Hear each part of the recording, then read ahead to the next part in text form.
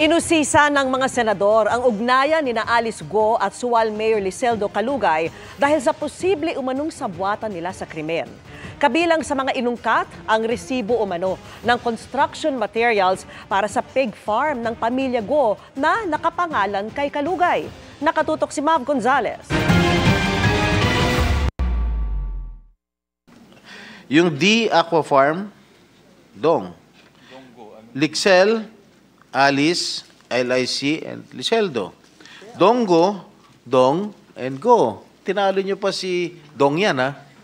Kabilang ang mga negosyong ito sa inusisa kay Sual Pangasinan Mayor Liseldo Calugay na ang tawag tila hango sa pangalan nila ni Alice Go. Bago nito ay itinanggi ng alkalde na may relasyon sila ni Go. May mga larawan silang magkasama na ipinakita sa Senado kanina. Kabilang ang sa Victory Caravan at kung saan suot ni Calugay ang campaign shirt ni Go at may couple shirts pa. Mayor, ayon po kay Guo Huaping, magkakaibigan lang daw po kayo. Ganyan din po ba ninyo ika-characterize yung relationship nyo? Opo, Madam Chair, kaibigan lang po. Kaibigan lang? Opo, Your Honor. Hindi kaibigan? Kaibigan lang po, Your Honor. Sa kabila ng pagtanggi, inamin ni Calugay na minsan siyang nagbigay ng bulaklak kay Go. February 14 mo pa binigay, ha?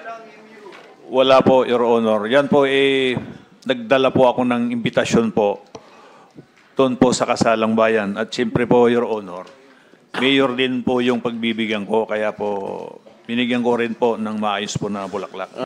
Marami po akong binibigyan ng bulaklak, Your Honor, po tuwing February 14. Wala po akong pakialam kung meron man kayong romantic relationship. We are interested in the possibility of your criminal relationship. Kwento ni Calugay, nagkakilala sila ni Go noong 2016 nung naghahanap siya ng supplier ng baboy pero wala raw silang negosyo o bank account na magkasama. Kaya inungkat ng Senado ang mga resibo umano ng construction materials para sa pig farm ng pamilya Go na nakapangalan kay Calugay. Ang kwento po niyan, tumawag po si Mayor Alice kung saan po makakabili po ng murang mga construction supply kasi po ang family business po namin construction supply. Iklaro ko po itong resibo po, Your Honor. Nilagay po, kineraw po sa akin ito dahil hindi naman po nila kilala po si Mayor Alice Go. Hindi po totoo na by December na limutan na nila si Guo Huaping kaya kailangan sa pangalan nyo ibigay ang resibo. Madam Chair, wala po kaming kahit na isa po na business partner po.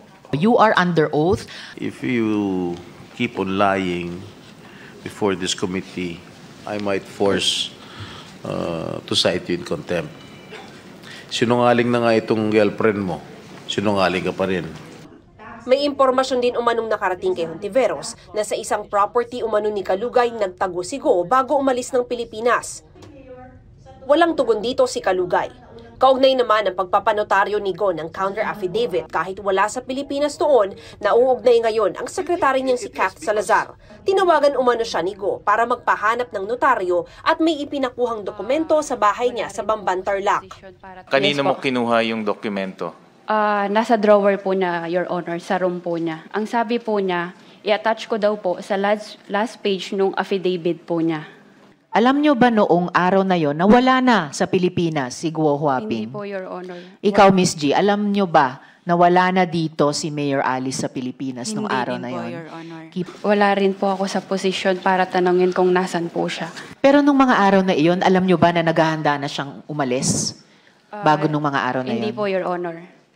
Sa sinumpaang salaysay ni Kadante, ang taong kumontak sa notaryo, personal umanong dinala ng isa pang sekretary ni Go ang dokumento. Nang pinabalik niya dahil walang pirma, pumunta lang umano ang sekretary sa van. Isang kahawig umano ni Go ang nagbaba ng bintana at kumaway.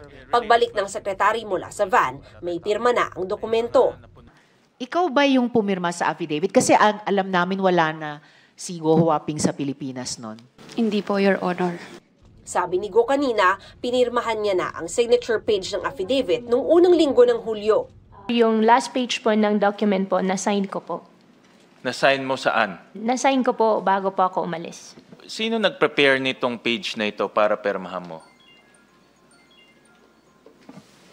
Sen, may kaso na pong sinampa po sa akin na invoke my right po.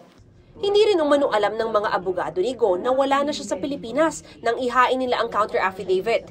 Hindi rin umano sila personal na nakakapagkita dahil may death threat si Go. Nadiin tuloy ang notaryong si Attorney Elmer Galicia. Nagsinungaling si Attorney Galicia. No? Dahil hindi ito pinirmahan sa harap ni Attorney Galicia. Definitely nagsinungaling siya at dapat siyang kasuhan rin ng DOJ. Biktima po ako. I am invoking my right against self-incrimination po.